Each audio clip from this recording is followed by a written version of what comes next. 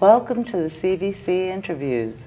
I'm your host, Laura Sherman, and today we'll be talking with the owner and the account manager of Cold Creek Brewery, Jamie Boucher and Philip Bruton.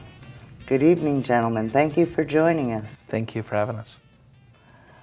First, I'd like to start by asking a little bit about the background of the brewery and how it came into inception. Well, we started the brewery 2 years ago in rough concept, and it took us about a year to get that concept to fruition, finding out what we needed, how we needed it.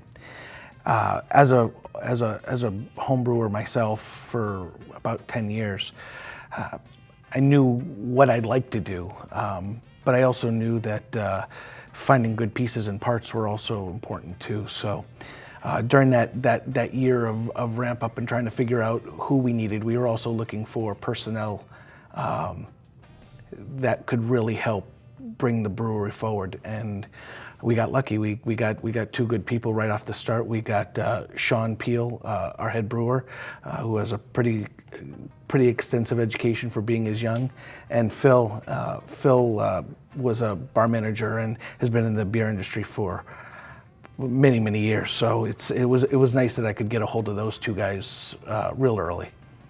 Great resources to have. You know, and it helps because it's the resources that makes the difference in terms of a success and a failure in terms of business. We were lucky. Yes. So why Ellington?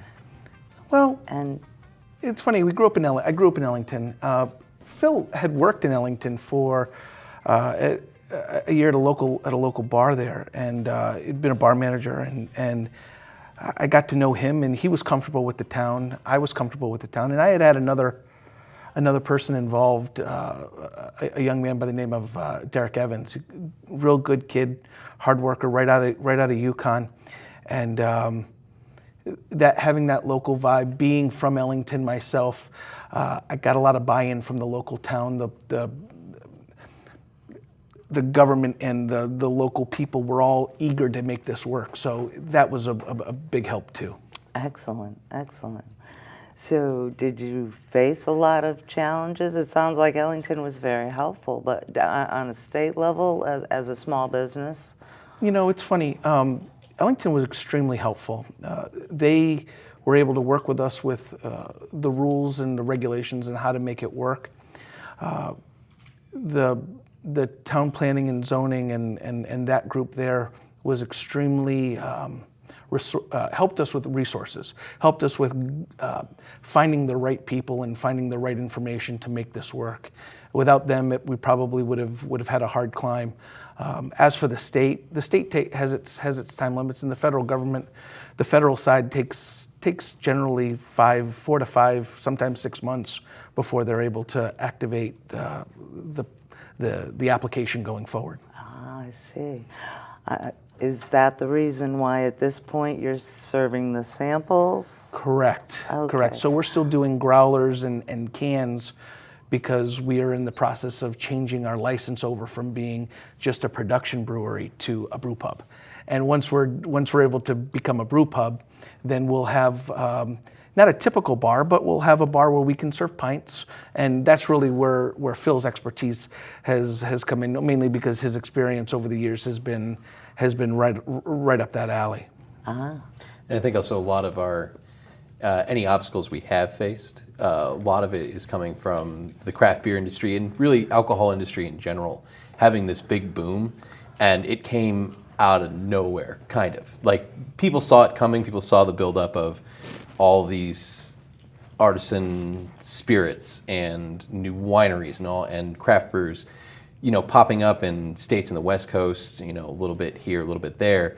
And then as all the other states are catching on, it kind of all of a sudden all of them decided pretty much in within 2 years of each other, yeah, let's get rid of these old laws. Let's put prohibition way behind us and really encourage these alcohol producers to create businesses within our communities. And from that, the government and everyone else can only move so fast. So you experience some understaffing, you experience people not really knowing like a lot of legislation and stuff like that comes from people understanding whatever the industry is, and this is a new industry for the country pretty much because of prohibition and us kind of like just falling in on a lot of the big commercial brands that all of this new stuff that people are producing, it's still, they're trying to get it more cost effective, trying to get it more streamlined as far as being able to, apply for all this stuff. And we even have a lot of our fans that are looking for, opening their own breweries, and the line to register for that stuff is just getting longer and longer. But that's all just everyone trying to catch up with this huge thing that's coming and isn't looking like it's going to go anywhere. It's going to stay exactly where it is. Really? Yeah. That's interesting. So that's what you're seeing as far as the industry trend in general? Yeah, we get a lot of people coming in going, well, all these breweries opened up in Connecticut, like something crazy, like we've doubled the amount of breweries in Connecticut or more in the past 2 years, 3 years, and everyone's like, oh man, they're going to run into problems soon. That, weirdly enough, isn't as big of an issue with the craft beer industry, because the beer pie is a big, big, big pie, and everyone can get a piece of it as long as you're making a good product. You have two options: make a good product, or you can really sell the product well. And if you fall in the middle there, yeah, unfortunately, you're probably going to go out of business. But if you have one of those two aspects, you're going to do fine. There's plenty of it to go around. And actually, craft beer industry, unlike a lot of other ones, it benefits from having more in the area. Like a big example of this is Asheville, I think North Carolina. That place has 40 breweries just within that city, let alone what's in the area around it. And that makes it a huge tourist attraction. So the more breweries you get in one area, it actually helps all the breweries, because you're going to have people going there to make trips. They're like Mecca is what Asheville is essentially, or even Southern California, where you've got Ballast Point and Stone, and then all of the even greater breweries that are in that little pocket. You could spend a whole week there going to all different breweries, like 5 breweries a day. It's just like with wine tastings. So as that starts to, we want that thing to ramp up. But back to what I said before about everything moving only so fast as people are getting used to it, that's where you kind of run into a lot of the problems, is that it can be really helpful tourism-wise, but if it takes a year, like if you have to wait a year to register your brewery, that's slowing down. And then you register your brewery, and you also have to work with the town, because the town's never had anything like this. So then they have to go through all of their town processes, and the state has prepped itself for it, but it's prepped itself, but all of the townships haven't. So now you have all of these other people starting to get involved in the program, and then you have farms, another big example of, I want to use your grain. Well, I don't know if I can produce that much grain. How much do you need? And then the farms kind of having to adjust. And it's a kind of a time-consuming process, but once everything's kind of fallen into place, perfect example is Colorado and California. Once those things are in place, you just produce. Like they're making money for the state, they're making money for the people, they're making money for tons of different types of businesses that you would never see coming. Wow. That actually brings a couple of questions to mind when you're talking about quality versus quantity. Do you guys want to be more about the quality of your beers, or are you, where are your markets, I guess I'm asking? From the beginning, one of the benefits of picking up Sean, Sean Peel is phenomenal at what he does. Because of that, it's the idea of quality that kind of pushed that forward. We don't want to rush beers. I'd rather be late on a beer than have it come out early and not have it be up to par. Quality is always the tough piece. It's not because quality is hard to come by. It's subjective. The brewer, if you have a good brewer, he knows what he's looking for, and I'd love to say that it's an easy process. It's not. It's one of those where we want to be representative of the type of beer that we're making. So when Sean is brewing a Belgian style, we want to make sure that it is typical of a Belgian style, and sometimes it takes a little longer. For example, one of the beers that we did last month was called Daniela. It was a Pilsner, and a Pilsner unfortunately takes about twice as long in the fermenters.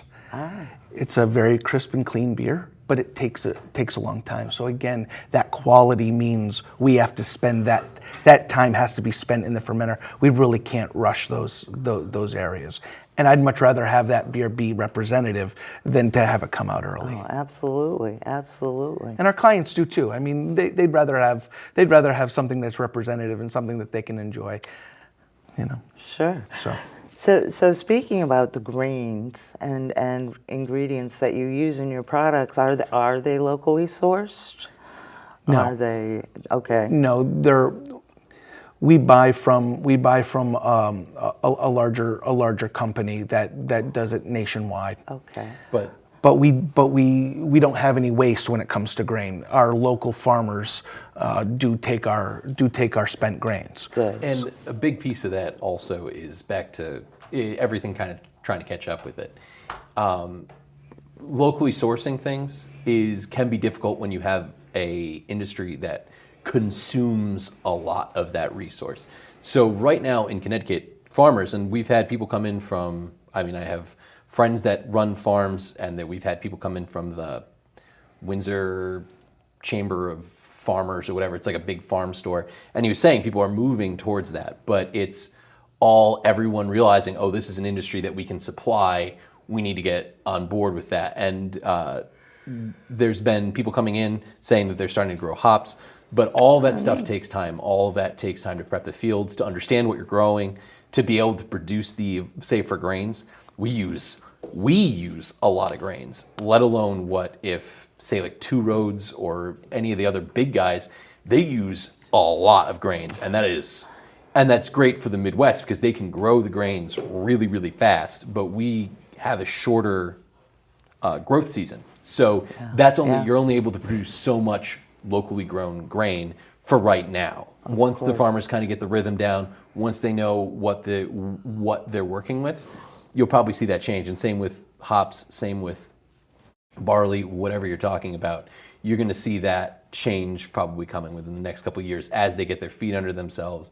Because hops takes at least a year, if not 2 years, to get ready on the vine for you to be able to regularly use it. So got to give them time to get all of that set up as well. I see. So. How about the water supply? Where does your water come from? So our water supply is actually local.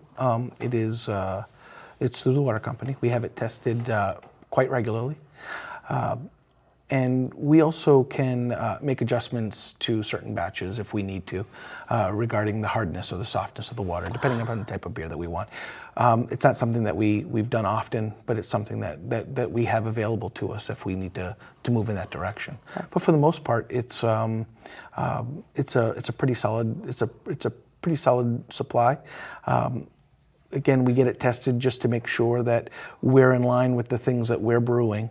And we go from there. Okay. So you guys really have your own standards as well as whatever the town, state, and federal government is imposing on you. You guys have your own set of standards. Sure. And you have to.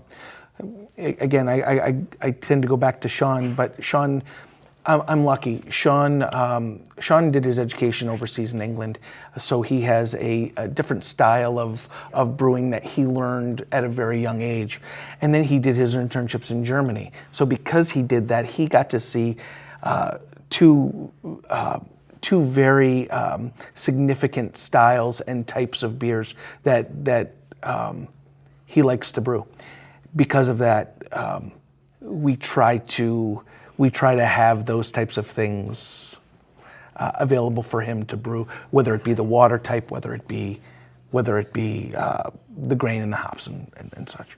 Excellent. Thank you, Jamie and Phil. We're going to take a short break, and we'll be right back to ask you some more questions about Cold Creek Brewery.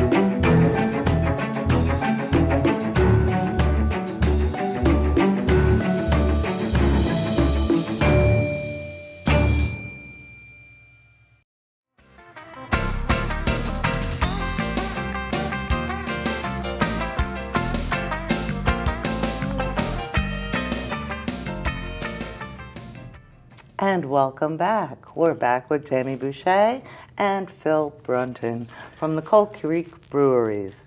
Now we're going to get into some of the fun questions. Here are some of the Cold Creek Breweries beers. Actually, I believe they have their names and their percentage of beer on the side. Could you tell us a little bit about this one, Phil? Oh, Jamie, I'm sorry. It's okay. Sure. Adelaide is an IPA. An American Pale Ale, and this one started off as a high hopped up mosaic beer. It's very citrusy. It's got a great taste. But what's actually fun about this is actually the can itself. These are crowlers. These are done by the Ball Company and Oscar Blues. Oscar Blues is a brewery out in Colorado. What is a crowler? A crowler is a 32-ounce can. It is a phenomenal seller for us. We mostly do growlers, which are the glass versions, about 64 ounces, and crowlers, which are the cans. And by far, these are the easiest thing going right now. We sell almost 3 to 1 this over our glass. Yeah. And it's been phenomenal for the last since November of last year, so it's been fun. Wow. Phil probably can tell you how many we do on a week. When he runs the room, it's something that he can pretty well upsell for us. It's very, very cool. One of the biggest things with the crowler is that the layman community is looking for something a little easier, like where you have beer enthusiasts that they love the glass. We have growlers, which are 64 ounces. Then you have half growlers, howlers, squealers. There's a bunch of nicknames for them. Long necks. Those are 32 ounces, which is essentially just 2 pints. Now, people that are super into beer, they want it in glass. They want it directly poured out of the tap. That's their thing. But the layman, buying a growler to them was like they're buying a pet they didn't know that they had to buy when they came in. So it can sometimes be a little bit like, oh, I have to get this thing and take care of it and have to remember it when I come back. Oh, no, I don't want to do that. Was never my intention. Whereas with the cans, it's just something they can buy. They get a huge amount of it to them. Like they're like, oh, this is a huge amount of beer. And they can just toss it when they're done. They don't have to worry about remembering to bring it back with them. And that's a big part of the experience because where we are has been, and Jamie mentioned I was a bar manager, it was kind of a doldrums for a long time out there where you just had Bud Light, like you had the super generic brands and that was just all they had. Now you have a big influx of the craft community coming into that town, but not everyone is, it's not like they're fighting being on board, they just didn't know there was a ship to be on board of. And coming into the brewery, they're getting a lot of exposure to different types of beer. We try every time we brew to make a different type. We have only doubled up on double IPAs. Everything else has been pretty much one new type of beer every time. So when they come in and they're having that experience, they're still trying to learn the community. They're trying to learn the little things, little nuances. There's apps that you can rate your beer. There is websites that you can find where they'll give you entire tour lists of what they're going to do of different breweries in the area. And particularly for the growlers, when we had them coming in at first, they were expecting just regular 12-ounce cans. They were expecting to just grab a 30 rack and leave. That's not their experience, is going in, buying this glass jug, having it filled, and then having to remember to bring it back, let alone clean it. Cleaning it's a big piece too, because if you don't buy beer for like a month or 2 months, it could get moldy and stuff. So this is just a whole new experience for all of them. With this, it's just, oh, that's a thing that looks familiar. I like it. Let's do this. I don't have to worry about bringing stuff back later. I see. That makes a lot of sense. And people also like the fact that it is 2 pints. So chances are they're going to drink that in one sitting. I got to tell you, my first visit was last Saturday, and I enjoyed, not Adeline, but Josephine immensely. Yeah. And I did drink the whole thing. It was delicious. So your logo's very interesting too. Can you tell us where the logo came from? So I am a graduate of Ellington High School, and I am lucky enough to have a classmate of mine who is a very accomplished artist. She lives out in Seattle now, and she's done some logos for Dos Equis and for Twisted Tea and many others. Wow. Her name is Echo, and when she heard that I was doing a brewery, she jumped right in and said, I've got some ideas. I know kind of the Ellington, New Englandy type of style that you're looking for, and she came up with that in the first shot, and it's something that people really have been able to gravitate towards. They recognize the logo now, and it's something that they comment on. Yeah, it's an easy one to remember. It's a water wheel with effectively the whole theme was that whole watermill style. Oh, this is a water wheel. Okay. A lot of people think it's the ship's wheel, don't worry. I did. It happens all the Yes. time. I did. This is a water wheel. That makes more sense. So it's more along that farming community style that we were trying to get. That the Cold Creek, the water wheel along the creek, that making the grain into flour or something along those lines, and that's what we were aiming for. Beautiful, beautiful. Like the Ellington website has That's- all the cows, That's right? correct. Yeah. That's correct. Okay. A lot of cows. So, can we talk a little bit about your plans for the future? Oh, yeah. Are you going to expand? Are you staying where you are?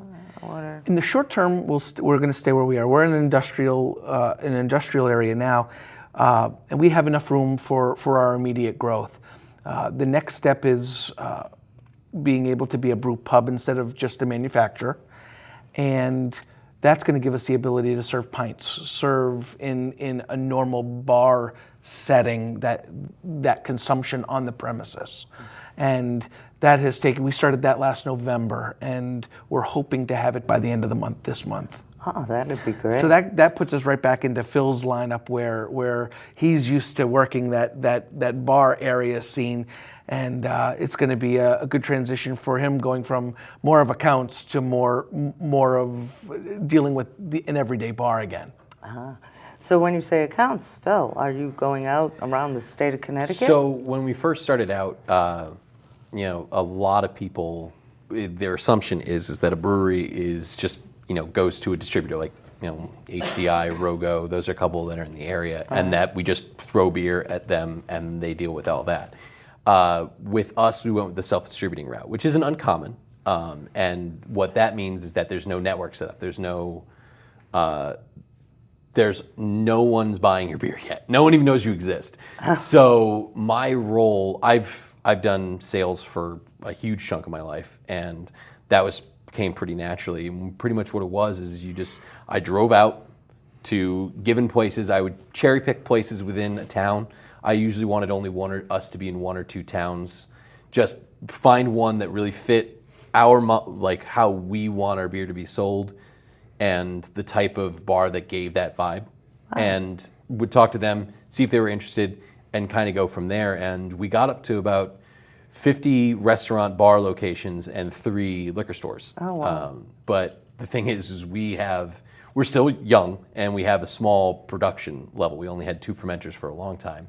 And that level, like, we got so big in a lot of these places that we were getting huge turnover, and I may have accidentally sold us out 3 times.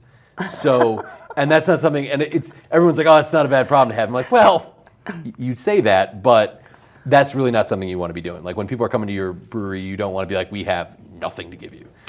So we've pulled back for right now, and we've, parted ways amicably with a lot of the accounts and stuff, and just been like, we'll be back. It's just for right now, we can't keep up with the demand both here and at the brewery. But we're in the process of expanding our production, and then once the production's up, I look forward to trying to start slowly moving back out into the wild, so to speak. And in that regard, we have more fermenters that are now coming back online. So in that regard, we're going to have 2 more fermenters that are going to be available in September. So part of that youth, that young area, that young growth dimension that we were trying to get to, that we kind of almost overwhelmed ourselves a little bit. We're now able to get into check with more fermenters.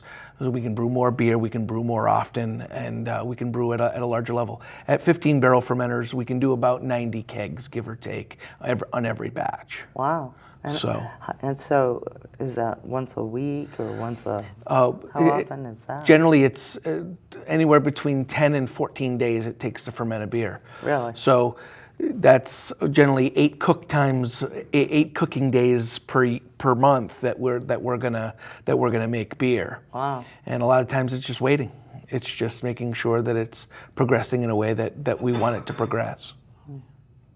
So more fermenters equals more volume, more capacity, and we can't wait. Right. Excellent. We can't wait. Well, gentlemen, is there anything else you'd like to add or to tell us about Cold Creek Brewery? I'd just like to say that craft beer in Ellington is something that's new, and it's something that we have people every day that say, hey, look, I still didn't even know that we had a brewery in Ellington. It's a slow process. It's not something that we wanted to really go out there and bang our chest and say, look at us, look at us, look at us. And it's nice to see that we still have people that are showing up on the weekends and still experiencing our brewery for the first time. It gives us a lot of renewed interest, to make sure that we have quality beers on a given week. So